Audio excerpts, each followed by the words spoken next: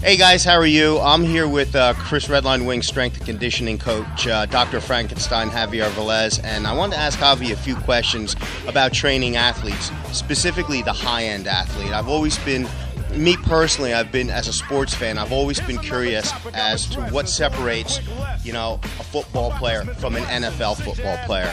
What separates a wrestler from an Olympic wrestler. What separates an MMA fighter from a world champion MMA fighter. So maybe Javi can give us some insight to this. Javi? Hey guys, thanks Jim. The insight in terms of the elite athlete, the psychology of that athlete is really, really important, and their abilities to interact with their coach. First and foremost, work ethic is huge. Work ethic is huge. If the athlete is willing to do what it takes to get to a certain goal, that's great. The elite athlete's the one that's going to push beyond those goals and always reach higher and higher. Another thing that separates an elite athlete from a garden variety athlete is the ability to be coached. An athlete who has the thought that they know, and because they're organically good at something that they do, that they can do whatever they want, that separates the elite athlete, because the elite athlete's the one who's willing to listen and learn, because that's really what that coach-athlete relationship is.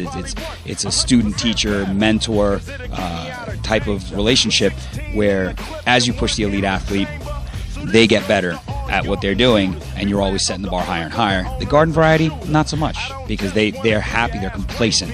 Another thing is goes into the listening part of it. When a real elite athlete listens, they really incorporate that into their particular sport, whether it's a game, whatever it is, they incorporate those strategies and they follow because they trust. And that's probably the final part, is having that trust in your crew, in your camp, in your team, to make you that much better. And the elite athlete understands that it's not just about them, it's about the whole team overall. Yeah, you touched on something that I find fascinating, is work ethic. I was listening to, I watch football, but I'm not a gigantic football fan, but I think it was Shanahan's team, one of the linemen came in terribly out of shape over the summer. And I was just talking to Chris Wing about this the other day, about training 12 months out of the year. These guys in the NFL, when they're off season, it's expected that they do train. In your experience, is that something that the elite athlete has, is that incredible work ethic to train 12 months out of the year, regardless if they're a seasonal athlete or not? Absolutely. I mean, let's look at it. If you took Michael Jordan, and Michael Jordan arguably one of the best basketball players in the game ever, if he took, let's say 3 months off and then thought he was going to be in peak condition again, you knew he wasn't going to be doing that. He was still shooting free throws. He was practicing like 1,000 free throws a day. The guy kept going, and that's what kept him in the game for so long and so proficient at what he did. Let's take another fighter outside. Let's go into the pro MMA world, and you've got George St. Pierre. I'm sure that he's got a periodized program, but at the same time, he's not just training for the fight 8 weeks out. He's always doing something. During the 12 months, you're not training hard. Your training camps, let's say in MMA, it could last anywhere between 8 to 10 weeks, maybe a little bit longer.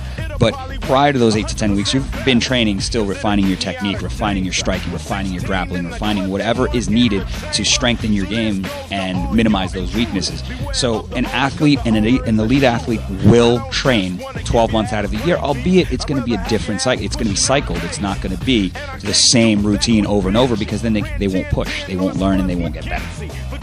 Okay, great. I find it a fascinating subject, and I want to thank you for taking the time for the interview. All right, take care.